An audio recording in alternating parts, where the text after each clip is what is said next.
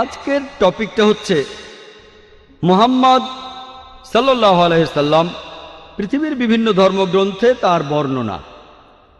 অনেক লোকেরই ভুল ধারণা আছে যে ইসলাম একটা নতুন ধর্ম, যেটা পৃথিবীর বুকে এসেছে 1400 বছর আগে, আর নবী মুহাম্মদ সাল্লাল্লাহু আলাইহি সাল্লাম হলেন এই ধর্মের প্রতিষ্ঠাতা। সত্যি বলতে ইসলাম পৃথিবীতে আছে সেই সুদূর অতীত থেকেই, যখন প্রথম মানুষটা পৃথিবীতে হেঁটে বেড়াতো। আর মুহাম্মদ সাল্লাল্লাহু আলাইহি সাল্লাম তিনি এই ধর্মের প্রতিষ্ঠাতা নন, তবে তিনি হলেন সর্বশেষ ও চূড়ান্ত নবী, আল্লাহ সুবহানাহু ওয়া তাআলার আল্লাহর শেষ রাসূল। তাকে পাঠানো হয়েছে সব মানুষের জন্য। আমাদের পবিত্র কোরআন বলছে, সূরা ফাতিরের 24 নম্বর আয়াতে উল্লেখ করা হয়েছে, ওয়া ইম মিন উম্মাতিন ইল্লা খালা ফিহা নাজির, এমন কোন সম্প্রদায় নেই যেখানে আমি সতর্ককারী পাঠাইনি। পবিত্র কোরআনের সূরা রাদের 7 নম্বর আয়াতে উল্লেখ করা হয়েছে, ওয়া কুল্লি কাউমিন হাদ, প্রত্যেক সম্প্রদায়ের জন্য আমি পথপ্রদর্শক পাঠিয়েছি। নাম ধরে পবিত্র কোরআনে আল্লাহ তাআলার 25 জন নবীর নাম আছে। যেমন ধরেন আদম, নূহ, ইব্রাহিম, মুসা, যিশু, মুহাম্মদ, তারা সকলেই শান্তিতে থাকুন। পবিত্র কোরআনে আল্লাহ সুবহানাহু ওয়া তাআলার 25 জন নবীর নাম উল্লেখ করা আছে।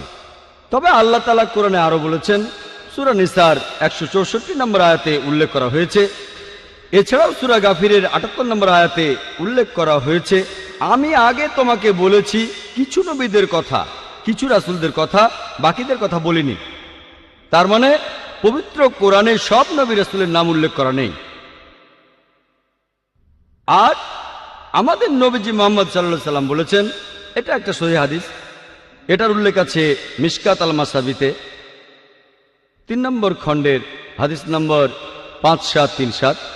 আমাদের নবীজি মুহাম্মদ সাল্লাল্লাহু আলাইহি সাল্লাম বলেছেন যে আল্লাহ সুবহানাহু ওয়া তাআলা এই পৃথিবীতে প্রায় 1,24,000 পয়গম্বর পাঠিয়েছেন। তবে নাম ধরে পবিত্র কোরআনে 25 জনের কথা বলা হয়েছে। কিন্তু এই সব রাসূল যারা এসেছেন সর্বশেষ নবী মুহাম্মদ সাল্লাল্লাহু আলাইহি সাল্লামের আগে, তারা এসেছিলেন শুধু তাদের সম্প্রদায়ের জন্য। আর তারা যে কথাগুলো প্রচার করেছেন সেই কথাগুলো মেনে চলা দরকার ছিল একটা নির্দিষ্ট সময়ের জন্য। যেসব নবী রাসূল মুহাম্মদ সাল্লাল্লাহু আলাইহি সাল্লামের আগে এসেছিলেন, তারা এসেছিলেন শুধুমাত্র তাদের সম্প্রদায়ের জন্য। যেমন ধরেন ঈসা আলাইহিস সালাম, খ্রিস্টানরা যাকে বলে যীশু খ্রিস্ট, তিনি এসেছিলেন শুধু ইহুদিদের জন্য, ইসরায়েলীদের জন্য। আল্লাহ পবিত্র কোরআনে বলেছেন, সূরা ইমরানের 49 নম্বর আয়াতে উল্লেখ করা হয়েছে যে ঈসা নবী বা যীশু খ্রিস্ট তিনি ছিলেন বনী ইসরায়েলের জন্য একজন নবী, ইসরায়েলের সন্তানদের জন্য। এছাড়াও একই ধরনের কথা আছে সূরা সাফে 6 নম্বর আয়াতে উল্লেখ করা হয়েছে যে যীশু খ্রিস্ট নিজের মুখে বলেছেন ইসরায়েলবাসীদের উদ্দেশ্যে, আমাকে এখানে আল্লাহর রাসূল হিসেবে পাঠানো হয়েছে। আর একই ধরনের কথা এমনকি পবিত্র বাইবেলেও আছে।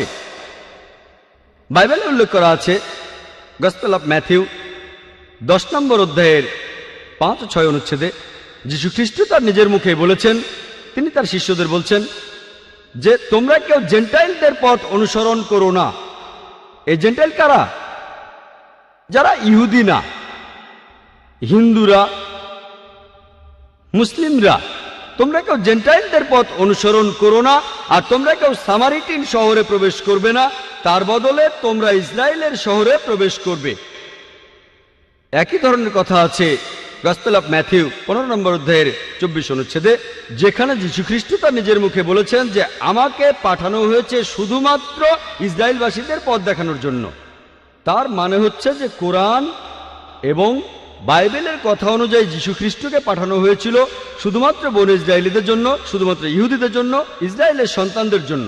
তবে নবীজি মুহাম্মদ সাল্লাল্লাহু আলাইহি সাল্লাম ছিলেন সর্বশেষ আর চূড়ান্ত নবী। লেকচারের শুরুতেই আমি পবিত্র কোরআনের একটা আয়াত বলেছিলাম। সূরা আহজাবের 40 নম্বর আয়াতে উল্লেখ করা হয়েছে, বলা হয়েছে, মা কানা মুহাম্মাদুন আবা আহাদিম মির রিজালিকুম ওয়ালাকি রাসূলুল্লাহ ওয়া খাতামুন নবিয়্যিন ওয়া কানা আল্লাহু বিকুল্লি শাইইন আলিমা। মুহাম্মদ সাল্লাল্লাহু আলাইহি সাল্লাম তিনি তোমাদের মধ্যে কোনো পুরুষের পিতা নন, তবে তিনি হলেন আল্লাহর প্রেরিত রাসূল, আর তিনি হলেন নবুয়তের সিলমোহর। নিশ্চয়ই আল্লাহ তাআলা সব বিষয়ে জানেন। যেহেতু মুহাম্মদ সাল্লাল্লাহু আলাইহি সাল্লাম ছিলেন আল্লাহর সর্বশেষ ও চূড়ান্ত রাসূল, সেজন্য তাকে শুধুমাত্র মুসলিমদের জন্য পাঠানো হয়নি বা আরবদের জন্য। আল্লাহ পবিত্র কোরআনে বলেছেন, সূরা আনবিয়ার 107 নম্বর আয়াতে উল্লেখ করা হয়েছে, ওমা আরসালনাকা ইল্লা রাহমাতাল লিল আলামিন, আমি তো তোমাকে পাঠিয়েছি শুধুমাত্র বিশ্বজগতের প্রতি রহমত হিসেবে, প্রাণী জগতের প্রতি একটা রহমত হিসেবে, পুরো মানুষ জাতির প্রতি রহমত হিসেবে। এরপর পবিত্র কোরআনে সূরা সাবার 28 নম্বর আয়াতে উল্লেখ করা হয়েছে, ওয়ামা আরসালনাকা ইল্লা কাফাতাল লিন্নাস বাশিরাও ওয়া নাযিরাও, আমি তো তোমাকে পাঠিয়েছি পুরো মানুষ জাতির রাসূল হিসেবে, সুসংবাদ দেবে আর পাপ কাজে সতর্ক করবে, কিন্তু অধিকাংশ মানুষই একথা জানে না। যেহেতু মুহাম্মদ সাল্লাল্লাহু আলাইহি সাল্লাম ছিলেন সর্বশেষ ও চূড়ান্ত নবী, আমাদের নবীজির পরে অন্য কোনো রাসূল বা নবী আসবেন না, সেই কারণেই তাকে শুধু মুসলিমদের জন্য পাঠানো হয়নি অথবা আরবদের জন্য, তাকে পাঠানো হয়েছিল পুরো মানুষ জাতির জন্য। আমরা মুসলিমরা আমরা বিশ্বাস করি যে পবিত্র কোরআন এটা হলো আল্লাহ তাআলার বাণী, এটা হলো আল্লাহ তাআলার সর্বশেষ আসমানি কিতাব। তাই কোরআন যা বলছে আমরা সেটা মানি। সেজন্যই আমরা এটাও মানি যে নবী মুহাম্মদ সাল্লাল্লাহু আলাইহি সাল্লাম হলেন সর্বশেষ ও চূড়ান্ত নবী, আর এটাও মানি তাকে পাঠানো হয়েছে পুরো মানুষ জাতির জন্য।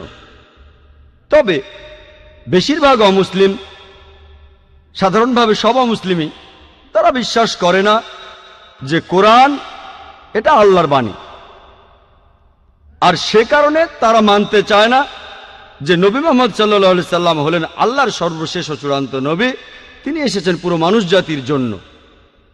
এ কারণে অমুসলিমদেরকে বোঝানোর জন্য আমি এখানে সাহায্য আর নির্দেশনা নেব পবিত্র কোরআনের একটি আয়াত থেকে। আর আমার মতে এই আয়াতটাতে আছে দাওয়ার চাবিকাঠি, অমুসলিমদেরকে বোঝানোর মূল মন্ত্র। পবিত্র কোরআনে সূরা ইমরানের 64 নম্বর আয়াতে উল্লেখ করা হয়েছে, তাআলাউ ইলা কালমাতিন সাওয়াইম বাইনানা ওয়া বাইনাকুম, এসো সেই কথায় যাহা আমাদের এবং তোমাদের মধ্যে এক। যখন আমরা অন্য ধর্মের মানুষের কথা বলবো, সবচেয়ে ভালো পদ্ধতি যেটা পবিত্র কোরআনে বলছে, এসো সেই কথা যাহা আমাদের এবং তোমাদের মধ্যে এক। আসুন আমরা দেখি যে পৃথিবীর বিভিন্ন প্রধান প্রধান ধর্মগ্রন্থগুলোতে আমাদের নবীজি মুহাম্মদ সম্পর্কে কি বলা হয়েছে। তাহলে এই অমুসলিমরা যদি বিশ্বাস করে এই ধর্মগ্রন্থগুলো যেটা তাদের ধর্মের, যদি সেই ধর্মগ্রন্থে উল্লেখ থাকে, যদি তারা মনে করে যে এটা আল্লাহর বাণী, তাহলে সেই ধর্মগ্রন্থের কথাগুলোও তাদের মানতে হবে। আসুন প্রথমেই আমরা দেখি হিন্দু ধর্মগ্রন্থগুলোতে নবী মুহাম্মদ সাল্লাল্লাহু আলাইহি সাল্লাম সম্পর্কে কি বলা হয়েছে। হিন্দু ধর্মগ্রন্থগুলোকে মোটামুটিভাবে ভাগ করা যায় প্রধানত দুই ভাগে, যেমন শ্রুতি আর স্মৃতি। শ্রুতি অর্থ হচ্ছে যেটা প্রকাশিত হয়েছে, যেটা সবাই বুঝতে পেরেছে, যেটা মানুষ শুনেছে। এই শ্রুতি বিভিন্ন হিন্দু বিশেষজ্ঞদের মতে প্রচলিত আছে যে শ্রুতি হলো ঈশ্বরের বাণী। এটাও প্রধানত দুই ভাগে বিভক্ত, বেদ ও উপনিষদ। বেদ, এই সংস্কৃত শব্দটা এসেছে বিদ থেকে, যার অর্থ হচ্ছে মানুষের জ্ঞান। আর বেদ প্রধানত চার প্রকার: ঋগ্বেদ, যজুর্বেদ, সামবেদ ও অথর্ববেদ। যদিও এই বেদগুলো ঠিক কোন সময় থেকে পৃথিবীতে আছে সেটা কেউই জানে না, তবে স্বামী দয়ানন্দ সরস্বতীর কথা অনুযায়ী, যিনি হলেন আর্য সমাজের প্রতিষ্ঠাতা, তিনি বলেছেন যে এই বেদগুলো আসলে এগুলোর বয়স হচ্ছে 131 কোটি বছর। তবে এই বিশেষজ্ঞদের বেশিরভাগই তারা বলেন বেদের বয়স আনুমানিক 4000 বছর। পৃথিবীর কোন অংশে এই বেদ প্রথম এসেছিল সেটা আমরা কেউ জানি না, কার উপরে এটা নাজিল হয়েছিল সেটাও আমরা জানি না। যদিও এই সব ব্যাপারগুলো পরিষ্কার নয়, তারপরও হিন্দুরা মনে করে যে এটাই আল্লাহর বাণী, এটাই হলো সবচেয়ে বিশুদ্ধ আর পবিত্র ধর্মগ্রন্থ যাবতীয় হিন্দু ধর্মগ্রন্থগুলোর মধ্যে। এরপরে গুরুত্ব পাবে তাদের উপনিষদ। এসেছে সংস্কৃত শব্দ থেকে উপা, যার অর্থ কাছে, নি অর্থাৎ নিচে, সদ অর্থাৎ বসা, কাছে এসে নিচে বসা। এককালে শিষ্য আর ছাত্ররা বসত তাদের শিক্ষকদের পায়ের কাছে এটাকে বলা হচ্ছে উপনিষদ। এর অর্থ জ্ঞান, যেটা যাবতীয় অজ্ঞতা দূর করে দেয়। পৃথিবীতে 200-রও বেশি উপনিষদ পাওয়া যায়, তবে হিন্দু রীতি বলে এর সংখ্যা হলো 108। এগুলোর মধ্যে কিছু উপনিষদকে বলা হয়েছে প্রধান উপনিষদ। কেউ বলে 10টা, কেউ বলে 12টা। শ্রী রাধাকৃষ্ণ তিনি 18টা বেছে নিয়ে বই লিখেছেন, এগুলোই প্রধান উপনিষদ। পরের স্তরের ধর্মগ্রন্থগুলো হলো স্মৃতি। স্মৃতি মানে যেগুলো মনে রাখা হয়, অর্থাৎ স্মরণে রাখা। হিন্দু বিশেষজ্ঞরা বলেন এই স্মৃতি, এই গ্রন্থগুলো মানুষ লিখেছে, ঋষিরা। আর এর অবস্থান শ্রুতির পরে, শ্রুতির অবস্থান উপরে, তারপরে হচ্ছে স্মৃতি। এগুলোকে বলা হয় ধর্মশাস্ত্র, কারণ এগুলো বলে যে একজন মানুষ কিভাবে চলবে, সম্প্রদায় কিভাবে চলবে, সমাজ কিভাবে চলবে। স্মৃতির মধ্যে খুব গুরুত্বপূর্ণ হলো বিভিন্ন পুরাণ। পুরাণ অর্থ প্রাচীন। এসব পুরাণে বিভিন্ন দেবতার কথা আছে, বিশ্ব সৃষ্টির কথা আছে, সাহিত্য আছে। আর মহারিষি ব্যাস এইসব পুরাণগুলোকে 18টি খণ্ডে ভাগ করেছেন। এগুলোর মধ্যে একটা গুরুত্বপূর্ণ পুরাণ হলো ভবিষ্য পুরাণ। ভবিষ্য মানে ভবিষ্যৎ। এই পুরাণ ভবিষ্যৎ নিয়ে কথা বলছে। আর ভবিষ্য পুরাণে উল্লেখ করা আছে 3য় পর্ব, 3য় খণ্ড, 3য় অধ্যায়ের 5 থেকে 8 অনুচ্ছেদে যে একজন ম্লেচ্ছ আসবেন তার সঙ্গীদের সাথে নিয়ে মরুভূমি থেকে। তার নাম হবে মুহাম্মদ সাল্লাল্লাহু আলাইহি সাল্লাম। রাজা ভোজ এই দেবতুল্য মানুষকে স্নান করিয়ে পবিত্র করবেন আর তাকে স্বাগত জানাবেন সম্মানের সাথে, তার সাথে কথা বলবেন শ্রদ্ধার সাথে, আর বলবেন, হে মানুষ জাতির গর্ব, আপনি শয়তানকে হারানোর জন্য একটা বিশাল বাহিনী বানিয়েছেন। এই কথাটা ভবিষ্য পুরাণ 3য় পর্ব, 3য় খণ্ড, 3য় অধ্যায়ের 5 থেকে 8 অনুচ্ছেদে আছে। এখানে বলা হয়েছে একজন ম্লেচ্ছ আসবেন। ম্লেচ্ছ এই সংস্কৃত শব্দটার অর্থ একজন বিদেশি। তিনি আসবেন তার সঙ্গীদের সাথে নিয়ে। সাহাবাদের কথা বলা হচ্ছে। আসবেন মরুস্থল থেকে। সংস্কৃত মরুস্থল শব্দটার মানে বালিময় স্থান বা মরুভূমি। তার নাম হবে মুহাম্মদ সাল্লাল্লাহু আলাইহি সাল্লাম। রাজা ভোজ এই বিদেশির সাথে কথা বলবেন শ্রদ্ধার সাথে আর বলবেন, হে মানুষ জাতির গর্ব।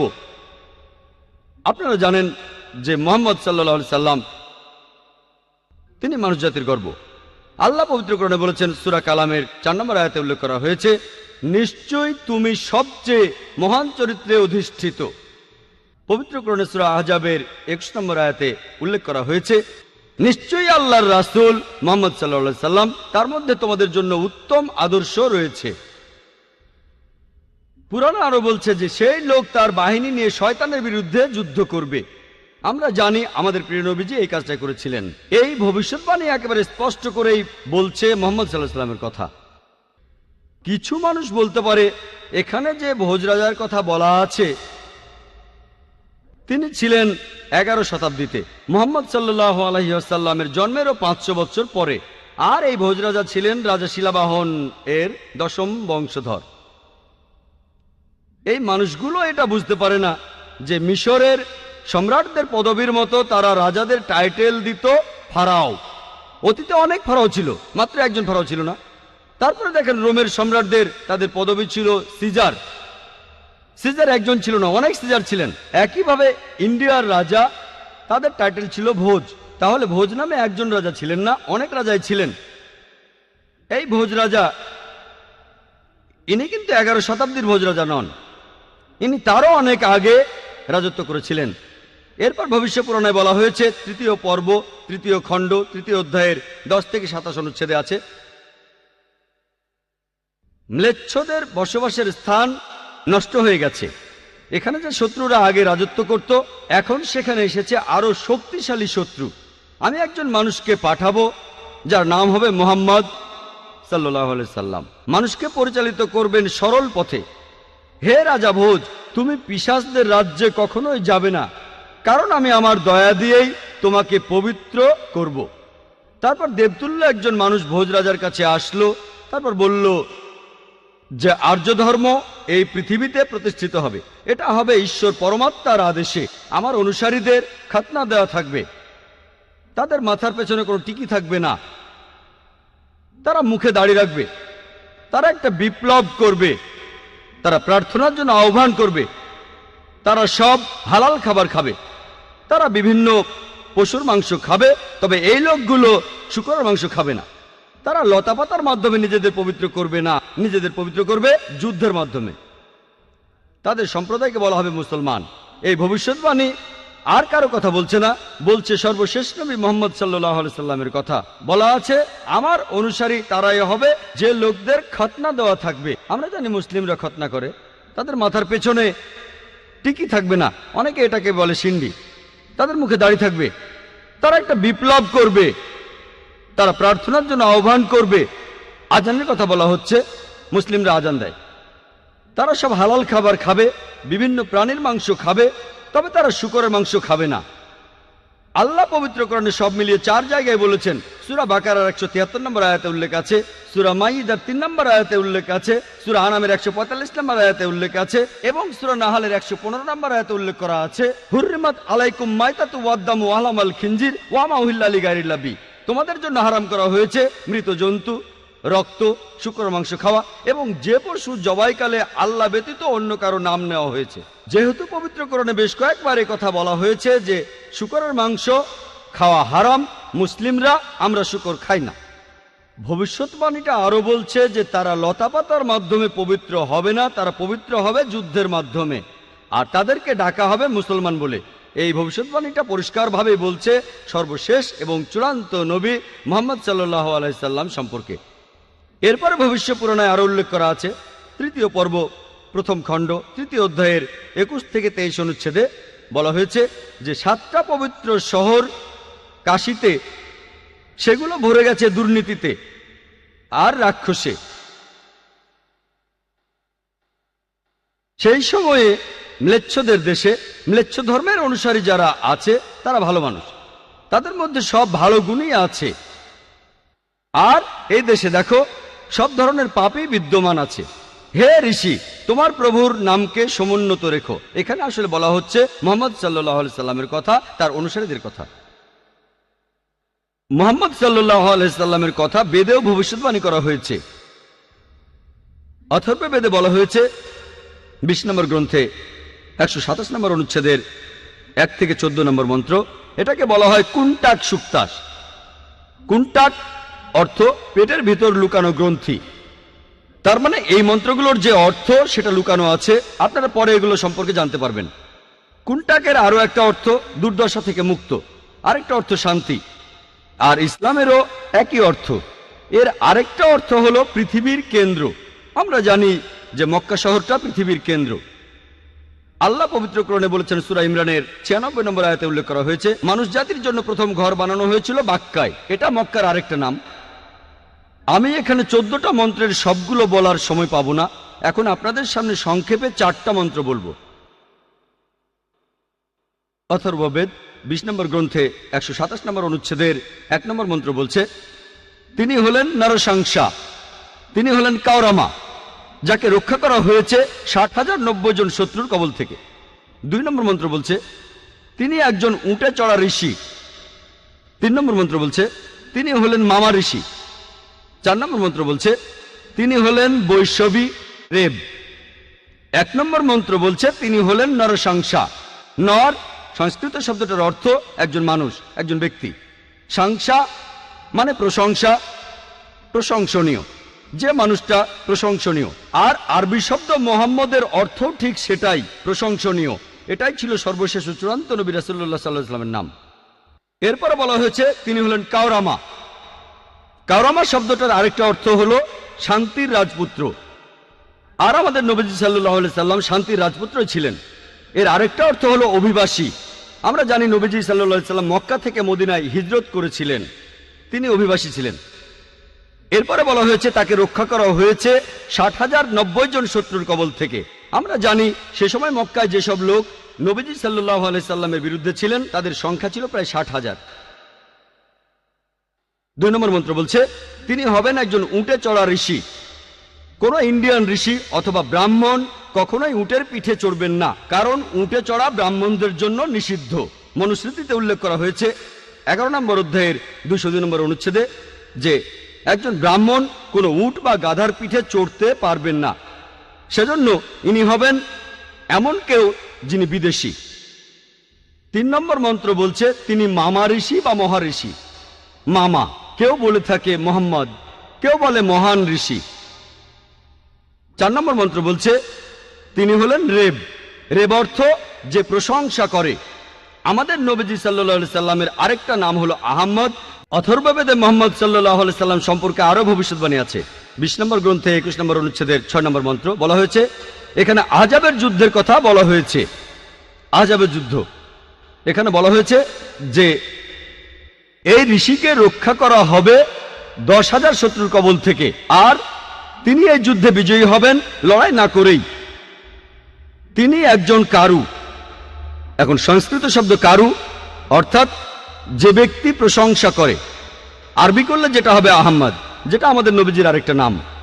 বলা হয়েছে তিনি লড়াই না করেই এই যুদ্ধে জিতবেন, অর্থাৎ আহজাবের যুদ্ধের কথা, যেখানে লড়াই না করেই মুসলিমরা জিতেছিল। আমরা জানি যে সেই যুদ্ধে শত্রুপক্ষের লোকজন ছিল প্রায় 10,000। এরপর আরো আছে অথর্ববেদে 20 নম্বর গ্রন্থ 21 নম্বর অনুচ্ছেদের 7 নম্বর মন্ত্র যে মহান ঈশ্বর ক্ষমতাচ্যুত করবেন 20 জন রাজাকে, আর তিনি রক্ষা করবেন আবান্দুকে 60,090 জন শত্রুর কবল থেকে। সংস্কৃত শব্দ আবান্দু অর্থ হলো এতিম। এই আবান্দু শব্দটার আরেকটা অর্থ হচ্ছে প্রশংসনীয়। আমাদের নবীজি সাল্লাল্লাহু আলাইহি সাল্লামের নাম মুহাম্মদ, এটার অর্থ হচ্ছে প্রশংসনীয়। তাহলে আবান্দু শব্দটার আরবি করলে হবে মুহাম্মদ সাল্লাল্লাহু আলাইহি সাল্লাম। বলা হয়েছে ঈশ্বর ক্ষমতাচ্যুত করবেন 20 জন রাজাকে। আর আমরা জানি যে তখনকার দিনে আনুমানিকভাবে মক্কাতে 20টা আলাদা গোত্র ছিল। মুহাম্মদ সাল্লাল্লাহু আলাইহি সাল্লাম সবাইকে জিতে নিয়েছিলেন। আর সে সময় যারা নবীজি সাল্লাল্লাহু আলাইহি সাল্লামের সাথে বিরোধিতা করেছিল তাদের সংখ্যা ছিল প্রায় 60,000। এই একই ভবিষ্যৎবাণীটা ঋগ্বেদেও করা হয়েছে 1 নম্বর গ্রন্থ 53 নম্বর অনুচ্ছেদের 9 নম্বর মন্ত্রে। তবে এখানে তাকে বলা হয়েছে যে সুশ্রামা। সুশ্রামা শব্দটার অর্থ যে ব্যক্তি প্রশংসনীয়, যেটা আমাদের নবীজির নামের অর্থ।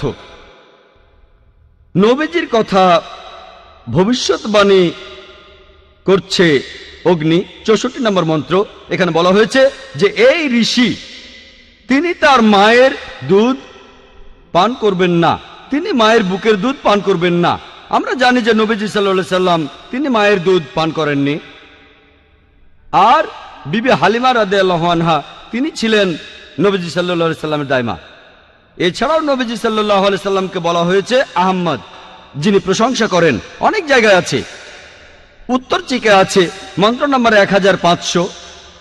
এরপর ইন্দ্র 2 নম্বর অধ্যায়ের 152 নম্বর মন্ত্রে, যজুর্বেদের 31 নম্বর অধ্যায়ের 18 নম্বর অনুচ্ছেদে, ঋগ্বেদে 8 নম্বর গ্রন্থ 6 নম্বর অনুচ্ছেদের 10 নম্বর মন্ত্রে, অথর্ববেদে 8 নম্বর গ্রন্থ 5 নম্বর অনুচ্ছেদের 16 নম্বর মন্ত্রে, অথর্ববেদে 20 নম্বর গ্রন্থ 126 নম্বর অনুচ্ছেদের 14 নম্বর মন্ত্রে আছে নবীজি মুহাম্মদ সাল্লাল্লাহু আলাইহি সাল্লামকে আহমেদ বলে ডাকার পাশাপাশি অনেক জায়গায় তাকে আরেকটা নামে ডাকা হয়েছে, সেটা নরশংসা। আমি একথা আগেও বলেছি, নরশংসা শব্দটার প্রথম অংশ নর, যার অর্থ একজন মানুষ বা ব্যক্তি, আর সংসা এটার মূল শব্দ হলো প্রশংসা, যার অর্থ হচ্ছে যে মানুষটা প্রশংসনীয়। তাহলে নবীজি মুহাম্মদ সাল্লাল্লাহু আলাইহি সাল্লামকে নরশংসা অর্থাৎ মোহাম্মদ বলে হিন্দু বিভিন্ন ধর্মগ্রন্থের অনেক জায়গায় উল্লেখ করা হয়েছে। ঋগ্বেদে 1 নম্বর গ্রন্থ 13 নম্বর অনুচ্ছেদের 3 নম্বর মন্ত্রে, ঋগ্বেদের 1 নম্বর গ্রন্থ 18 নম্বর অনুচ্ছেদের 9 নম্বর মন্ত্রে, ঋগ্বেদের 1 নম্বর গ্রন্থ 106 নম্বর অনুচ্ছেদের 4 নম্বর মন্ত্রে, ঋগ্বেদে 1 নম্বর গ্রন্থ 142 নম্বর অনুচ্ছেদের 3 নম্বর মন্ত্রে, ঋগ্বেদে 2 নম্বর গ্রন্থ 3 নম্বর অনুচ্ছেদের 2 নম্বর মন্ত্রে, ঋগ্বেদে 5 নম্বর গ্রন্থ 5 নম্বর অনুচ্ছেদের 2 নম্বর মন্ত্রে, ঋগ্বেদে 7 নম্বর গ্রন্থ 2য় অনুচ্ছেদের 2য় মন্ত্রে, ঋগ্বেদে 10 নম্বর গ্রন্থ 64 নম্বর অনুচ্ছেদের 3 নম্বর মন্ত্রে, ঋগ্বেদে 10 নম্বর গ্রন্থ 182 নম্বর অনুচ্ছেদের 2 নম্বর মন্ত্রে, যজুর্বেদে 20 নম্বর অধ্যায়ের 37 অনুচ্ছেদে, যজুর্বেদে 20 নম্বর অধ্যায়ের 57 অনুচ্ছেদে, যজুর্বেদের 21 অধ্যায়ের 31 অনুচ্ছেদে, যজুর্বেদের 21 অধ্যায়ের 55 অনুচ্ছেদে, যজুর্বেদের 28 অধ্যায়ের 2 অনুচ্ছেদে, যজুর্বেদের 28 অধ্যায়ের 19 অনুচ্ছেদে, যজুর্বেদে 28 অধ্যায়ের 42 নম্বর অনুচ্ছেদে। এভাবে সারাদিন শুধু রেফারেন্সই দিয়ে যেতে পারেন যে হিন্দু ধর্মগ্রন্থে এই সব জায়গায় আমাদের নবীজির নাম উল্লেখ করা হয়েছে। হাতে সময় কম না হলে শুধু হিন্দু ধর্মগ্রন্থে মোহাম্মদ সাল্লাল্লাহু আলাইহি সাল্লামের বর্ণনা নিয়ে একটা লেকচার দেওয়া যেত। যেহেতু হাতে সময় কম, তাই আর একটা ভবিষ্যৎবাণীর কথা বলবো হিন্দু ধর্মগ্রন্থে মোহাম্মদ সাল্লাল্লাহু আলাইহি সাল্লামের বর্ণনা নিয়ে, যেটা হলো কল্কি অবতার।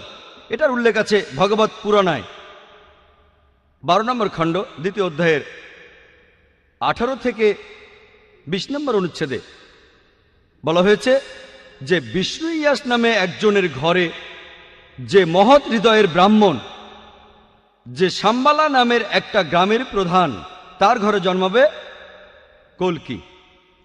তাকে ঈশ্বর দেবেন উৎকৃষ্ট গুণাবলী, আর ঈশ্বর তাকে দেবেন 8টা অলৌকিক শক্তি। তিনি চড়বেন একটা সাদা ঘোড়ায়, তার ডান হাতে থাকবে একটি তরবারি। এরপর ভগবত পুরাণায় উল্লেখ করা হয়েছে 1 নম্বর খণ্ড 3য় অধ্যায়ের 25 নম্বর মন্ত্রে যে কলিযুগে যখন রাজারা হবে ডাকাতের মতো, কলিযুগে যখন রাজারা হবে ডাকাতের মতো, সেই সময় বিষ্ণু ইয়াসের ঘরে জন্মগ্রহণ করবে কল্কি। এছাড়াও কল্কি পুরাণায় উল্লেখ করা হয়েছে 2য় অধ্যায়ের 4 নম্বর মন্ত্রে বলা হয়েছে যে বিষ্ণু ইয়াস নামে এক ব্যক্তির ঘরে, যিনি মহৎ হৃদয় ব্রাহ্মণ, যিনি শাম্বালা গ্রামের প্রধান, তার ঘরে জন্মাবে কল্কি। কল্কি পুরাণায় বলা হয়েছে 2য় অধ্যায়ের 5 নম্বর মন্ত্রে কল্কিকে সাহায্য করবে 4 জন সহচর পাপীদের বিরুদ্ধে লড়াই করার জন্য। কল্কি পুরাণায় বলা হয়েছে 2য় অধ্যায়ের 7 নম্বর মন্ত্রে কল্কি অবতারকে যুদ্ধক্ষেত্রে দেবদূত বা ফেরেশতারা সাহায্য করবে। কল্কি পুরাণায় 2য় অধ্যায়ের 11 নম্বর মন্ত্রে বলা হয়েছে যে বিষ্ণু ইয়াস নামে এক ব্যক্তির ঘরে জন্ম নেবে সুমতির গর্ভে। কল্কি পুরাণায় 2য় অধ্যায়ের 15 নম্বর মন্ত্রে উল্লেখ করা হয়েছে যে তিনি মাধব মাসের 12 দিনে জন্মগ্রহণ করবেন। এক কথায় হিন্দু ধর্মগ্রন্থের এই কথাগুলি কল্কি অবতার সম্পর্কে বলছে। আমি এবারে এই কথাগুলি আবারও সাজিয়ে আর সংক্ষেপে বলছি। 1 নম্বর পয়েন্ট, তার বাবার নাম হবে বিষ্ণু ইয়াস। বিষ্ণু মানে ঈশ্বর, ইয়াস এর মানে ভৃত্য, অর্থাৎ ঈশ্বরের ভৃত্য। যদি এটার আরবি করেন সেটা হবে আব্দুল্লাহ, অর্থাৎ আমাদের নবীজি সাল্লাল্লাহু আলাইহি সাল্লামের বাবা। তার মায়ের নাম হবে সুমতি। সুমতি সংস্কৃত শব্দটার অর্থ প্রশান্ত, প্রশান্তি, শান্তি। এটার আরবি করলে হবে আমিনা, অর্থাৎ আমাদের নবীজি সাল্লাল্লাহু আলাইহি সাল্লামের মা। বলা হয়েছে তিনি জন্মগ্রহণ করবেন শাম্বালা নামে একটি গ্রামে। শাম্বালা মানে একটি প্রশান্ত এবং শান্তির জায়গা। আমরা জানি মক্কাকে বলা হয় দারুল আমান, অর্থাৎ শান্তির ঘর। নবীজি সাল্লাল্লাহু আলাইহি সাল্লাম জন্মেছিলেন মক্কায়। এরপরে বলা হয়েছে যে তিনি শাম্বালা গ্রামের প্রধানের ঘরে জন্মগ্রহণ করবেন। আমরা জানি যে নবীজি মুহাম্মদ সাল্লাল্লাহু আলাইহি সাল্লাম মক্কার প্রধান ব্যক্তির ঘরে জন্মেছিলেন। এরপরে বলা হয়েছে তিনি মাধব মাসের 12 দিনে জন্মাবেন। আমরা জানি যে মুহাম্মদ সাল্লাল্লাহু আলাইহি সাল্লাম রবিউল আউয়াল মাসের 12 তারিখে জন্মেছিলেন। আরও বলা হয়েছে যে তিনি হবেন শেষ ঋষি, শেষ নবী, অন্তিম ঋষি। আমরা জানি পবিত্র কোরআনে সূরা আহজাবের 40 নম্বর আয়াতে উল্লেখ করা হয়েছে মা কানা মুহাম্মাদুন আবা আহাদিম মির রিজালিকুম ওয়ালাকিন রাসূলুল্লাহ ওয়া খাতামুন নবিয়্যিন ওয়া কানা আল্লাহু বিকুল্লি শাইইন আলিমা। মুহাম্মদ সাল্লাল্লাহু আলাইহি সাল্লাম তোমাদের মধ্যে কোনো পুরুষের পিতা নয়, তবে তিনি আল্লাহর প্রেরিত রাসূল এবং তিনি নবুয়তের সিলমোহর। নিশ্চয়ই আল্লাহ সব বিষয় সম্পর্কে জানেন। তাহলে কোরআন বলছে যে নবীজি সাল্লাল্লাহু আলাইহি সাল্লাম হলেন সর্বশেষ রাসূল। এরপরে বলা হয়েছে যে এই ঋষি, এই কল্কি অবতার, তিনি তার জ্ঞান পাবেন, আলোকপ্রাপ্ত হবেন প্রথমবার সেটা রাতের বেলায় একটা গুহার ভেতরে। তারপরে তিনি উত্তর দিকে রওনা দিয়ে ফিরে আসবেন। আমরা জানি মুহাম্মদ সাল্লাল্লাহু আলাইহি সাল্লাম প্রথম ওহী তিনি পেয়েছিলেন রাতের বেলায় হেরা গুহায় জবলে নূরে। আর পবিত্র কোরআনের সূরা দুখানে 2 ও 3 নম্বর আয়াতে উল্লেখ করা হয়েছে। এছাড়াও সূরা কদরের 1 নম্বর আয়াতে উল্লেখ করা হয়েছে ইন্না আনজালনাহু ফি লাইলাতিল কদর, নিশ্চয়ই আমি অবতীর্ণ করেছি কোরআন এই মহামান্বিত রাতে। আমরা জানি মুহাম্মদ সাল্লাল্লাহু আলাইহি সাল্লাম মদিনায় হিজরত করেছিলেন, যেটা ছিল মক্কা শহরের উত্তর দিকে, তারপর আবার মক্কায় ফিরে আসেন। আরো বলা হয়েছে যে ঈশ্বর তাকে দেবেন অতি উৎকৃষ্ট গুণাবলী। বলা হয়েছে যে তিনি 8টা অলৌকিক শক্তি পাবেন। এই 8টা অলৌকিক শক্তি হচ্ছে হিন্দু ধর্মগ্রন্থ অনুযায়ী জ্ঞান, আত্মসংযম, জ্ঞান বিতরণ, অভিজাত বংশ পরিচয়, সাহসিকতা, কম কথা বলা, মহানুভবতা এবং পরোপকারিতা। এই 8টা গুণের সবগুলোই আলহামদুলিল্লাহ সর্বশেষ ও চূড়ান্ত নবী মুহাম্মদ সাল্লাল্লাহু আলাইহি সাল্লামের ভেতরে দেখা যায়। তারপর বলা হয়েছে তিনি হবেন পৃথিবীর সব মানুষের পথপ্রদর্শক। আর পবিত্র কোরআনে সূরা সাবার 28 নম্বর আয়াতে উল্লেখ করা হয়েছে, ওমা আরসালনাকা ইল্লা কাফাতাল লিন্নাস বাশীরা ওয়া নাযীরা, আমি তো তোমাকে পাঠিয়েছি পুরো মানুষ জাতির দূত হিসেবে, সুসংবাদদাতা ও সতর্ককারী রূপে পাঠিয়েছি, তবে অধিকাংশ মানুষই কথাটা জানে না। এরপরে বলা হয়েছে যে কল্কি অবতার চড়বেন একটি সাদা ঘোড়ায়। আমরা জানি যে নবীজি মুহাম্মদ সাল্লাল্লাহু আলাইহি সাল্লাম বোরাকে চড়েছিলেন যখন মেরাজে গিয়েছিলেন। এরপরে আরো বলা হয়েছে যে তার হাতে থাকবে একটি তরবারি। আর আমরা জানি মুহাম্মদ সাল্লাল্লাহু আলাইহি সাল্লাম যুদ্ধে অংশ নিয়েছিলেন, আর বেশিরভাগই ছিল আত্মরক্ষার জন্য সরাসরি অংশ নিয়েছিলেন, তখন তার ডান হাতে তরবারি থাকত। এরপর এখানে বলা হয়েছে যে তিনি অজ্ঞ লোকদের পরিচালিত করবেন সরল পথে। আমরা জানি যে মুহাম্মদ সাল্লাল্লাহু আলাইহি সাল্লাম আরবদের পথ দেখিয়েছিলেন। আরবের সেই সময়টাকে বলা হতো আয়ামে জাহেলিয়া, অর্থাৎ অজ্ঞতার যুগ। আর মুহাম্মদ সাল্লাল্লাহু আলাইহি সাল্লাম আল্লাহ তাআলার সাহায্য নিয়ে, কোরআনের সাহায্যে আরবদের নিয়ে এসেছিলেন অন্ধকার থেকে আলোতে। এরপর আরো বলা হচ্ছে তাকে সাহায্য করবে 4 জন সহচর। বলা হচ্ছে 4 জন সাহাবীর কথা, খোলাফায়ে রাশেদিন, হযরত আবু বকর, হযরত ওমর, হযরত ওসমান, হযরত আলী, আল্লাহ সবাইকে শান্তিতে রাখুন। তারপর বলা হয়েছে যে যুদ্ধক্ষেত্রে তাকে দেবদূত বা ফেরেশতারা সাহায্য করবে। আমরা জানি যে পবিত্র কোরআনে সূরা ইমরানের 123 থেকে 125 নম্বর আয়াতে উল্লেখ করা হয়েছে। এছাড়াও সূরা আনফালের 8 থেকে 9 নম্বর আয়াতে উল্লেখ করা হয়েছে যে ফেরেশতারা নবীজিকে সাহায্য করেছিল, সেটা ছিল বদরের যুদ্ধে। আর তাদের জন্য মুসলিমরা সে যুদ্ধে জিতেছিল। আসুন দেখি বৌদ্ধ ধর্মগ্রন্থগুলোতে আমাদের নবীজি সম্পর্কে কি বলা হয়েছে। প্রায় সব বৌদ্ধ ধর্মগ্রন্থে আছে যে ভবিষ্যতে একজন মাইত্রী আসবেন। আর চিক্কবতী সিংহনাথ সুতান্তাতে বলা হয়েছে ডি 11176 বলা হয়েছে যে আরেকজন বুদ্ধ আসবেন, তার নাম মাইত্রী,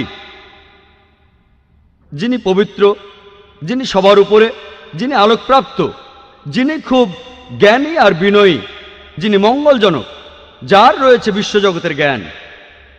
তিনি অলৌকিকভাবে যে জ্ঞান আরোহণ করবেন সেটা পুরো পৃথিবীতে প্রচার করবেন। তিনি একটা ধর্ম প্রচার করবেন যে ধর্মটা শুরুতে গৌরবময় থাকবে, চরম সময়ে গৌরবময় থাকবে, আর শেষেও গৌরবময় থাকবে। তিনি একটা জীবন দর্শন প্রচার করবেন যেটা হবে সত্য এবং পুরোপুরি সঠিক। তার সাথে কয়েক হাজার সন্ন্যাসী থাকবে, যেখানে আমার সাথে কয়েকশো সন্ন্যাসী থাকে। এই কথাটা আরো বলা হয়েছে সেক্রেড বুক অব স্টে 35 নম্বর খণ্ডের 225 নম্বর পৃষ্ঠায়। একজন মাইত্রী আসবেন যার কিছু বিশেষ বৈশিষ্ট্য আর গুণ থাকবে। এরপরে বলা হয়েছে যে তিনি হাজার হাজার মানুষকে নেতৃত্ব দেবেন, যেখানে আমি নেতৃত্ব দিয়েছি কয়েকশো মানুষকে। এরপর আরো আছে গসপেল অফ বুদ্ধায় 217 ও 218 নম্বর পৃষ্ঠায় যে আনন্দ বুদ্ধকে প্রশ্ন করলেন যে হে আশীর্বাদ প্রাপ্ত, আপনি যখন চলে যাবেন কে আমাদের পথ দেখাবে? তখন গৌতম বুদ্ধ উত্তরে বললেন, আমি এই পৃথিবীর প্রথম বুদ্ধ নই, এমনকি শেষ বুদ্ধ আমি নই। ভবিষ্যতে আরেকজন বুদ্ধ পৃথিবীতে আসবেন, যিনি পবিত্র, যিনি সবার উপরে, যিনি আলোকপ্রাপ্ত, যিনি খুব জ্ঞানী আর বিনয়ী, যিনি মঙ্গলজনক, যার রয়েছে বিশ্বজগতের জ্ঞান। তিনি প্রচার করবেন একটা ভালো ধর্ম। তিনি যে ধর্ম প্রচার করবেন সেটা শুরুতে গৌরবময় থাকবে, চরম সময়ে গৌরবময় থাকবে, আর শেষেও গৌরবময় থাকবে। তিনি যে ধর্ম প্রচার করবেন তার ভিত্তি হবে সত্য, আর সেটাই হবে সঠিক জীবন দর্শন। আর তার থাকবে হাজার হাজার শিষ্য, যেখানে আমার ছিল মাত্র কয়েকশো শিষ্য। বুদ্ধের প্রধান শিষ্য আনন্দ তাকে প্রশ্ন করলেন, আমরা তাকে কিভাবে চিনব? বুদ্ধ উত্তর দিলেন, সেই লোকের নাম হবে মাইত্রী। মাইত্রী অর্থাৎ ক্ষমাশীল, স্নেহময়, দয়ালু, করুণাময়, এই শব্দটার আরবি করলে হবে রাহমা। আল্লাহ পবিত্রকরণে বলেছেন সূরা আম্বিয়ার 107 নম্বর আয়াতে উল্লেখ করা হয়েছে, ওয়ামা আরসালনাকা ইল্লা রাহমাতুল লিল আলামিন, আমি তো তোমাকে পাঠিয়েছি শুধুমাত্র বিশ্বজগতের প্রতি রহমত হিসেবে, জীবজগতের প্রতি রহমত হিসেবে, পুরো মানুষ জাতির প্রতি রহমত হিসেবে। এই রাহমা শব্দটা আর এর সমার্থক শব্দ ক্ষমা, এটা কোরআনে আছে সব মিলিয়ে 409 বার। আর কোরআনের প্রত্যেক সূরা, শুধুমাত্র 9 নম্বর সূরা তাওবা বাদে প্রত্যেক সূরার শুরুতেই আছে বিসমিল্লাহির রহমানির রহিম, দয়াময় পরম দয়ালু আল্লাহর নামে শুরু করছি। তাহলে বৌদ্ধ ধর্মগ্রন্থগুলোতে মায়ত্রী নামে একজনের ভবিষ্যৎবাণী করা হয়েছে, যিনি আসলে আমাদের নবীজি সাল্লাল্লাহু আলাইহি সাল্লাম। ভবিষ্যৎবাণী আরও অনেক আছে। আছে secret book of the stay 11 নম্বর খণ্ডের 36 নম্বর পৃষ্ঠায়, মহাপরিনির্বাণ সুত্তা 2 নম্বর অধ্যায়ের 32 নম্বর অনুচ্ছেদে বলা হয়েছে যে গৌতম বুদ্ধের ক্ষেত্রে তার কোনো প্রকাশ্য অথবা গুপ্ত শিক্ষা ছিল না। হে আনন্দ, তথাগতরা অথবা শিক্ষকরা মুঠোবন্ধ করে রাখবে না, জ্ঞানটা তোমাদের নিজের কাছে রেখে দেবে না, এটা প্রচার করতে হবে। আমরা জানি মুহাম্মদ সাল্লাল্লাহু আলাইহি সাল্লাম আল্লাহর কাছ থেকে ওহী হিসাবে যা পেয়েছিলেন সেটা সবার জন্য প্রচার করেছেন, আর সাহাবাগণকে বলেছেন এগুলো মানুষের কাছ থেকে লুকিয়ে রেখো না, মানুষের মাঝে এগুলো প্রচার করো। এই ভবিষ্যৎবাণীতে এটাই বলা হয়েছে, এখানে প্রকাশ্য বা গুপ্ত কিছুই নেই, সবকিছুই মানুষের মাঝে প্রচার করতে হবে। বৌদ্ধ ধর্মগ্রন্থে এরপরে আরও আছে secret book of the stay 11 নম্বর খণ্ডের 97 নম্বর পৃষ্ঠায়, মহাপরিনির্বাণ সুত্তা 5 নম্বর অধ্যায়ের 36 পৃষ্ঠায় বলা হয়েছে যে গৌতম বুদ্ধের যেমন এক পরিচারক ছিল, অর্থাৎ প্রধান শিষ্য আনন্দ, একইভাবে মায়ত্রীরও এক পরিচারক থাকবে। ইতিহাস থেকে আমরা জানি, নবীজি সাল্লাল্লাহু আলাইহি সাল্লামের সিরাত থেকে, যে আমাদের নবীজির পরিচারক ছিলেন হযরত আনাস রাদিয়াল্লাহু আনহু। তিনি ছিলেন মালিকের পুত্র, আল্লাহ তাকেও শান্তিতে রাখুন। আর হযরত আনাস রাদিয়াল্লাহু আনহু বলেছেন, আমার বাবা মা 8 বছর বয়সে আমাকে নবীজির হাতে তুলে দেন। তার মা নবীজিকে বলেছিলেন, হে আল্লাহর রাসূল, একে আপনার পরিচারক হিসেবে গ্রহণ করুন। আর হযরত আনাস রাদিয়াল্লাহু আনহু বলেছেন যে নবীজি সাল্লাল্লাহু আলাইহি সাল্লাম তাকে দেখতেন নিজের ছেলের মতোই। আর আমরা জানি হযরত আনাস রাদিয়াল্লাহু আনহু সবসময় নবীজির সঙ্গে থাকতেন, শান্তির সময় থাকতেন, যুদ্ধের সময়ও থাকতেন, নিরাপত্তার সময় থাকতেন, বিপদের সময়ও থাকতেন। এভাবে আনন্দের সাথে তার তুলনা করা যায়। যখন গৌতম বুদ্ধের দিকে একটা পাগলা হাতি তেড়ে আসলো, আনন্দ তখন বুদ্ধের সামনে গিয়ে দাঁড়িয়েছিলেন। আমরা জানি একইভাবে হযরত আনাস রাদিয়াল্লাহু আনহু উহুদের যুদ্ধের সময়, তার বয়স 11 বছর, সেই যুদ্ধে যখন শত্রুরা নবীজিকে ঘিরে ফেলল, হযরত আনাস রাদিয়াল্লাহু আনহু নবীজির পাশে ছিলেন। এরপর হুনাইনের যুদ্ধে তার বয়স যখন 16 বছর, শত্রুপক্ষের তীরন্দাজরা নবীজিকে ঘিরে ফেলল, তখনও হযরত আনাস রাদিয়াল্লাহু আনহু নবীজির পাশে ছিলেন। এভাবে আনন্দের সাথে তাকে তুলনা করা যায়। বুদ্ধের দিকে পাগলা হাতি তেড়ে এলে আনন্দ দাঁড়িয়েছিলেন বুদ্ধের সামনে গিয়ে। তাহলে এই ভবিষ্যৎবাণীটাও সত্য হয়েছে যে মায়ত্রীর এক পরিচারক থাকবে। এরপর আরও আছে গসপেল অফ বুদ্ধাতে 214 নম্বর পৃষ্ঠায়, যে এই যে মায়ত্রী আসবেন, অন্য যে বুদ্ধ আসবেন, তার 6টা গুণ থাকবে। প্রথমটা হচ্ছে তিনি আলোকপ্রাপ্ত হবেন রাতের বেলায়। 2 নম্বর, আলোকপ্রাপ্ত হওয়ার পরে তিনি উজ্জ্বল হবেন। 3 নম্বর, তিনি স্বাভাবিকভাবে মারা যাবেন। 4 নম্বর, তিনি রাতের বেলায় মারা যাবেন। 5 নম্বর, মারা যাওয়ার সময় তিনি উজ্জ্বল হবেন। আর 6 নম্বর হচ্ছে তিনি মারা যাওয়ার পরে তাকে এই পৃথিবীতে আর কখনো সশরীরে দেখা যাবে না। এই 6টা গুণাবলী পাওয়া যায় শুধুমাত্র আমাদের নবীজি মুহাম্মদ সাল্লাল্লাহু আলাইহি সাল্লামের মধ্যেই। আমরা জানি যে নবীজি প্রথম ওহী তিনি পেয়েছিলেন রাতের বেলায়। আর পবিত্র কোরআনে সূরা দুখানের 2 ও 3 নম্বর আয়াতে উল্লেখ করা হয়েছে। এছাড়াও সূরা কদরের 1 নম্বর আয়াতে আছে যে কোরআন নাজিল হয়েছিল মহিমান্বিত রাতে। এরপরে আছে তিনি উজ্জ্বল হবেন। আমরা জানি যে আমাদের নবীজি তখন উজ্জ্বল হয়েছিলেন, আলোকিত হয়েছিলেন। এরপরে আছে তিনি স্বাভাবিকভাবে মারা যাবেন। আমরাও জানি নবীজি স্বাভাবিকভাবে মারা গিয়েছিলেন। 4 নম্বর, তিনি মারা যাবেন রাতের বেলায়। আর আয়েশা রাদিয়াল্লাহু আনহার বলা হাদিস থেকে আমরা জানি যে নবীজির ঘরে প্রদীপে কোনো তেল ছিল না, তিনি পাশের বাড়ি থেকে তেল ধার নিলেন। অর্থাৎ নবীজি মারা যাওয়ার সময় তখন রাত ছিল। এরপরে আছে যে তিনি মারা যাওয়ার সময় উজ্জ্বল হয়ে যাবেন। আর হযরত আনাস রাদিয়াল্লাহু আনহু বলেছেন যে নবীজি মারা যাওয়ার সময় খুব উজ্জ্বল ছিলেন। এর পরেরটা হলো মারা যাওয়ার পরে তাকে আর কখনো সশরীরে দেখা যাবে না। আমরাও জানি যে নবীজি সাল্লাল্লাহু আলাইহি সাল্লাম সশরীরে আর ফিরে আসবেন না। মদিনায় তার রওজা রয়েছে, তাকে সশরীরে আর কখনো দেখা যাবে না। বৌদ্ধ ধর্মগ্রন্থে উল্লেখ করা এইসব কথা এগুলো শুধুমাত্র নবীজি সাল্লাল্লাহু আলাইহি সাল্লামের বেলাতেই খাটে। বৌদ্ধ ধর্মগ্রন্থে এছাড়াও বলা হয়েছে, the secret book of the ইস্টে 10 নম্বর খণ্ড 68 নম্বর পৃষ্ঠা বলা হয়েছে যে তথাগতরা তারা শুধু প্রচার করবে, অর্থাৎ যে বুদ্ধরা আসবেন তারা শুধু প্রচার করবেন। আর আল্লাহ বলেছেন সূরা গাশিয়ার 21 নম্বর আয়াতে উল্লেখ করা হয়েছে, ফাযাক্কির ইন্নামা আনতা মুযাক্কির। আল্লাহ নবীজিকে বলছেন তোমার কাজ ধর্ম প্রচার করা, হেদায়েত করা, সেটার মালিক আল্লাহ সুবহানাহু ওয়া তাআলা। এছাড়াও আছে সিক্রেট বুক অব দ্য ইস্টে 10 নম্বর খণ্ড 67 নম্বর পৃষ্ঠায় যে স্বর্গে যেতে হলে তোমার ভালো কাজগুলোরও প্রয়োজন হবে, তোমার ভালো কাজগুলোরও প্রয়োজন হবে তুমি যদি স্বর্গে যেতে চাও। আল্লাহ কোরআনে বলছেন সূরা আসরের 1 থেকে 3 নম্বর আয়াতে, ওয়াল আসর ইন্নাল ইনসানা লাফি খুসর ইল্লা আল্লাযিনা আমানু ওয়া আমিলুস সলিহাতি ওয়া তাওয়াসাউ বিল হাক্কি ওয়া তাওয়াসাউ বিস সাবর।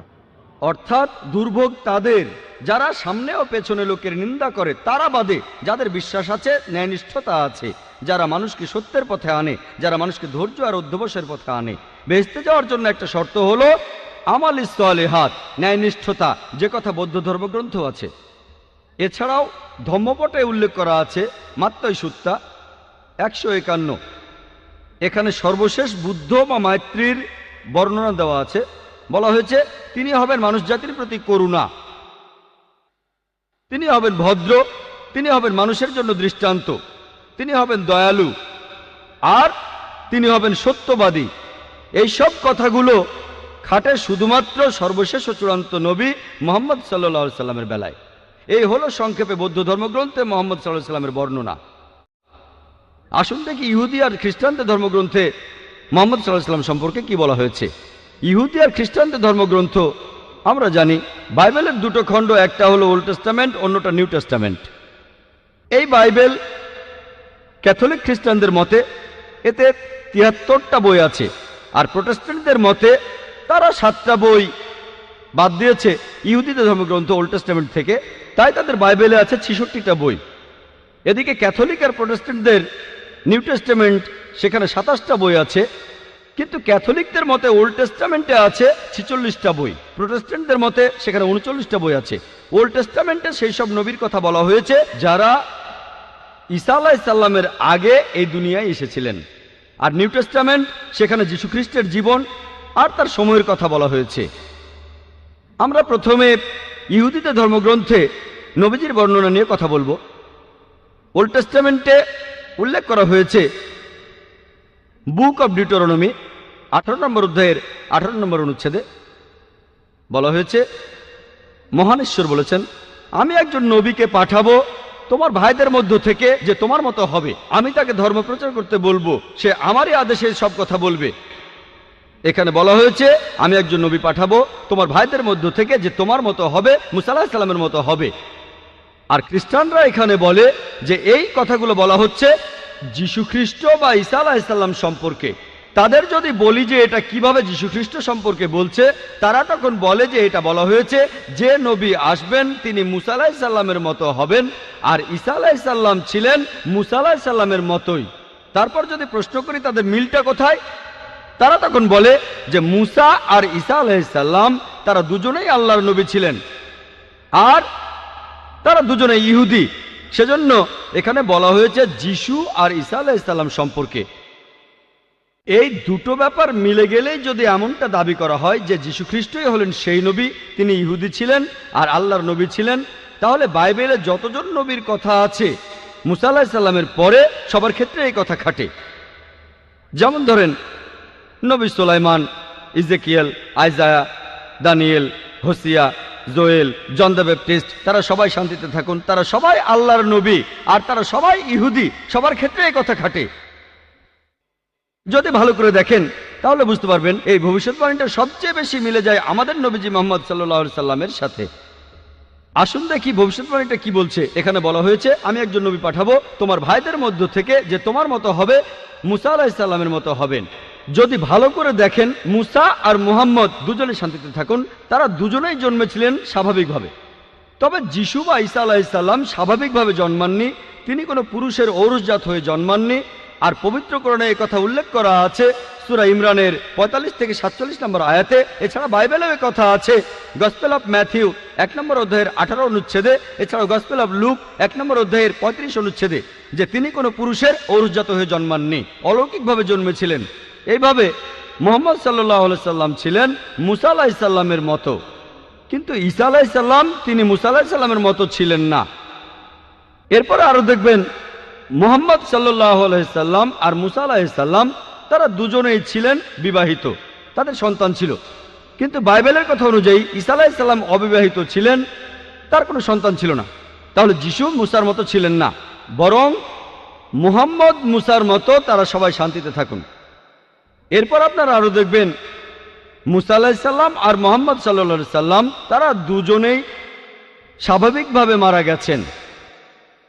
কিন্তু যিশু বা ঈসা আলাইহিস সালাম স্বাভাবিকভাবে মারা যাননি। পবিত্র কোরআন বলছে, তাই মানি যে আল্লাহ যিশু খ্রিস্টকে তার কাছে তুলে নিয়েছেন।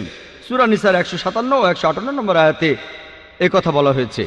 আমরা মানি তিনি মারা যাননি। আর যদি সঠিকভাবে খ্রিস্টানদের বাইবেল পড়েন, তাহলে দেখবেন বাইবেলও বলছে, প্রমাণ করা যায় তিনি মারা যাননি, তিনি ক্রুসিফাইড হননি। কিন্তু খ্রিস্টানরা বিশ্বাস করে যিশু বা ঈসা আলাইহিস সালাম ক্রুশবিদ্ধ হয়ে মারা গেছেন, ক্রুসিফাইড হয়েছিলেন।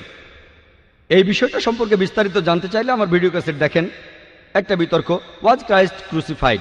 তবে তর্কের খাতিরে যদি মেনেও নেই তাদের কথাই ঠিক, তাহলে মানবেন যে যিশু বা ঈসা আলাইহিস সালাম স্বাভাবিকভাবে মারা যাননি। খ্রিস্টানরা যেভাবে বাইবেলের ব্যাখ্যা করে সেটা ভুল, তারপরেও সেটা মানলে এটাও মানবেন যিশু খ্রিস্টের মৃত্যু স্বাভাবিক নয়। আমরা মানি তাকে জীবন্ত তুলে নেওয়া হয়েছে, তাহলে আমরাও মানি তার মৃত্যু স্বাভাবিক নয়। তাহলে দেখছেন ঈসা আলাইহিস সালাম মুসা আলাইহিস সালামের মতো নন, বরং মুহাম্মদ সাল্লাল্লাহু আলাইহি সাল্লাম মুসা আলাইহিস সালামের মতো। তারপরে দেখবেন যে মুসা আলাইহিস সালাম আর মুহাম্মদ সাল্লাল্লাহু আলাইহি সাল্লাম তারা দুজনেই নতুন আইন এনেছিলেন। তবে বাইবেলের কথা অনুযায়ী যিশু বা ঈসা আলাইহিস সালাম নতুন কোনো আইন আনেননি। বাইবেলের গসপেল অফ ম্যাথিউ 5 নম্বর অধ্যায়ের 17 থেকে 18 অনুচ্ছেদে যিশু বা ঈসা আলাইহিস সালাম বলছেন, ভেবো না যে আমি নবীদের আইন ধ্বংস করতে এসেছি, আমি ধ্বংস করতে আসিনি, পূর্ণ করতে এসেছি। এরপর আরো দেখবেন মুসা আলাইহিস সালাম আর মুহাম্মদ সাল্লাল্লাহু আলাইহি সাল্লাম আল্লাহর নবীর পাশাপাশি তারা পৃথিবীতে রাজা হিসেবে ছিলেন, অর্থাৎ কেউ অপরাধ করলে তারা মৃত্যুদণ্ড দেওয়ার ক্ষমতা রাখতেন, তারা অপরাধী ব্যক্তিদের মৃত্যুদণ্ড দেওয়ার ক্ষমতা রাখতেন। তবে যিশু বা ঈসা আলাইহিস সালাম তার এই ক্ষমতা ছিল না। গসপেল অফ জনে কথা আছে 18 অধ্যায়ের 36 অনুচ্ছেদে, যিশু তার নিজের মুখে বলেছেন, আমার রাজত্ব এই পৃথিবীতে নয়। এরপর দেখবেন যে মুসা আর মুহাম্মদ সাল্লাল্লাহু আলাইহি সাল্লাম তাদের দুজনকেই তাদের লোকজনেরা আল্লাহর নবী হিসেবে মেনে নিয়েছিল, বেশিরভাগই।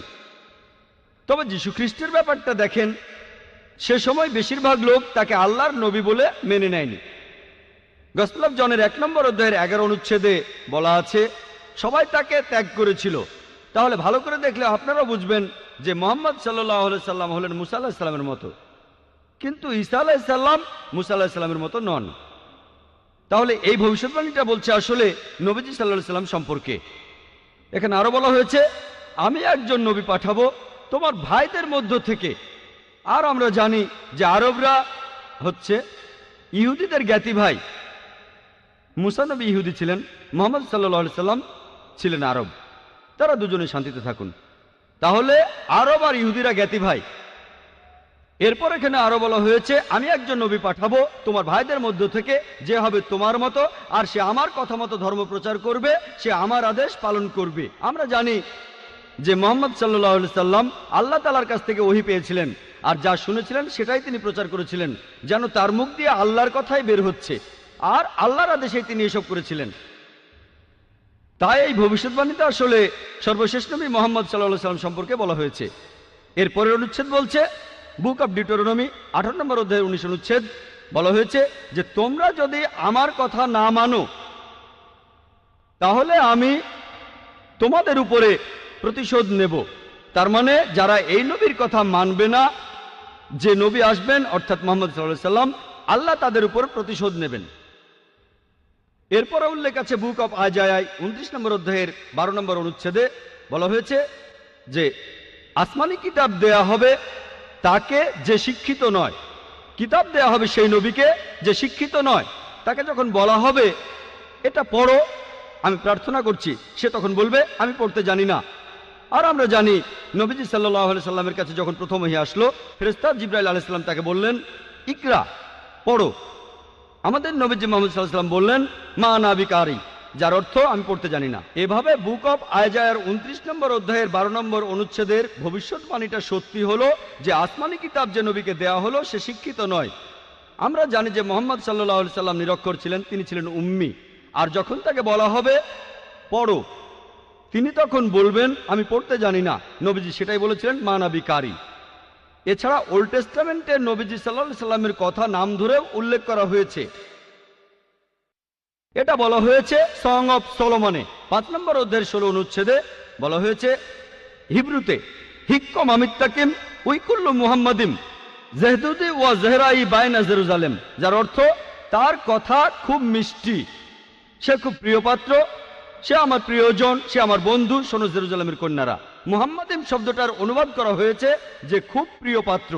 তবে সেমেটিক ভাষায় দেখবেন আরবি বা হিব্রুতে ইম দিয়ে সম্মান বোঝানো হয়। যেমন ধরেন এলো, আল্লাহ এলোহিম, সম্মান দেখানো, তাই মোহাম্মদকে সম্মান দেখাতে বলা হচ্ছে মোহাম্মদিম, সম্মান দেখাতে এভাবে বলা হয়েছে।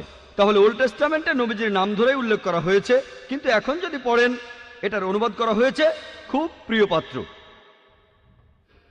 আসুন এবারে দেখি পার্সি ধর্মগ্রন্থে নবীজি সাল্লাল্লাহু আলাইহি সাল্লামকে নিয়ে কি ভবিষ্যৎবাণী করা হয়েছে। জরাথুস্ত্র, তিনি হলেন এই ধর্মের প্রতিষ্ঠাতা। এটাকে আরো বলা হয় পার্সিজম।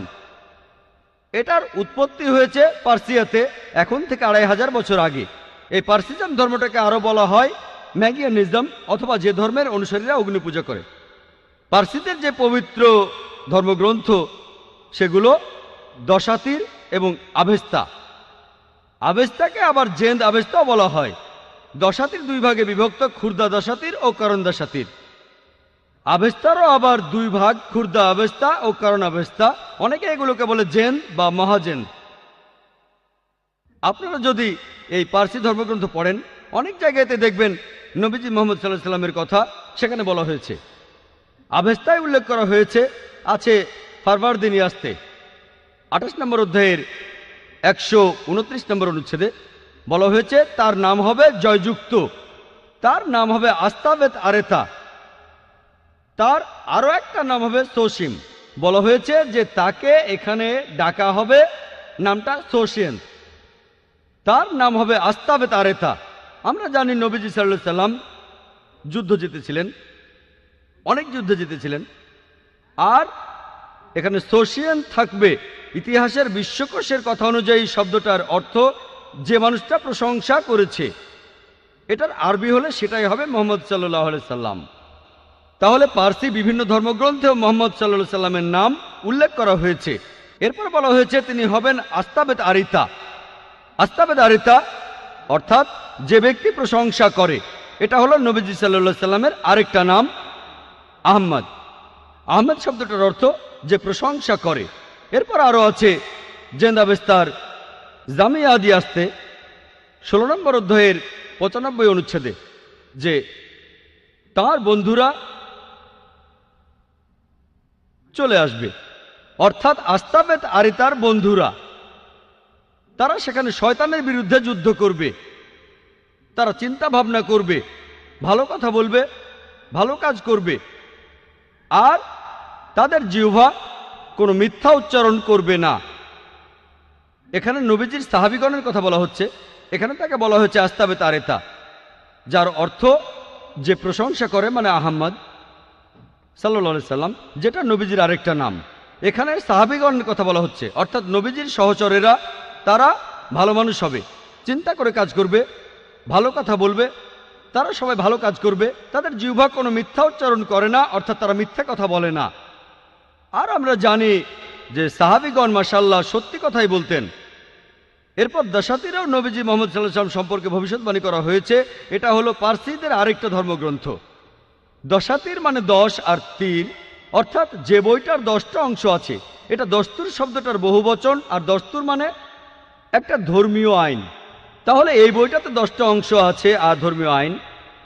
দশাতিরে উল্লেখ করা হয়েছে যে পার্সিরা যখন তাদের ধর্ম ত্যাগ করবে, জেরস্ট্রিয়ানরা যখন তাদের ধর্ম ত্যাগ করবে, যখন তারা নিঃসঙ্গ হয়ে যাবে, তখন মরুভূমি থেকে একজন লোক আসবে, তার অনুসারীরা পার্সিদের বশে আনবে আর তারা পার্সিদের রাজ্য জয় করে নেবে। তারা মানুষ জাতির জন্য একটা অনুগ্রহ হবে। তারা তাদের মন্দিরের ভেতর আগুনের পূজা করবে না, তারা প্রার্থনা করবে ইব্রাহিমের ঈশ্বরের ঘরের দিকে মুখ করে। তারা কোনো মূর্তি পূজা করবে না। তারা হবে প্রভু এবং শাসক পার্সিয়ার। এছাড়াও তারা পার্সিয়ার অন্যান্য ধর্মীয় স্থানেও রাজত্ব করবে। আর তাদের নবী, তিনি খুব যুক্তিবাদী হবেন আর অলৌকিক কাজ করবেন। এই ভবিষ্যৎবাণী আর কারো কথা বলছে না, বলছে আমাদের নবীজি মুহাম্মদ সাল্লাল্লাহু আলাইহি সাল্লামের কথা। এরপরে আরও আছে, এটা আছে বুন্দাহিসানে 30 নম্বর অধ্যায়ের 6 থেকে 27 নম্বর অনুচ্ছেদে, যে সোসিয়ান হবেন শেষ নবী। সোসিয়ান, এটা নিয়ে আগে বলেছি, বিশ্বকোষের কথা অনুযায়ী এটার অর্থ হলো প্রশংসনীয়, অর্থাৎ মুহাম্মদ সাল্লাল্লাহু আলাইহি সাল্লাম। আর এখানে বলা হয়েছে যে নবীজি মুহাম্মদ সাল্লাল্লাহু আলাইহি সাল্লাম হবেন শেষ নবী। এটা হলো সংক্ষেপে পার্সি ধর্মগ্রন্থগুলোতে আমাদের নবীজির বর্ণনা।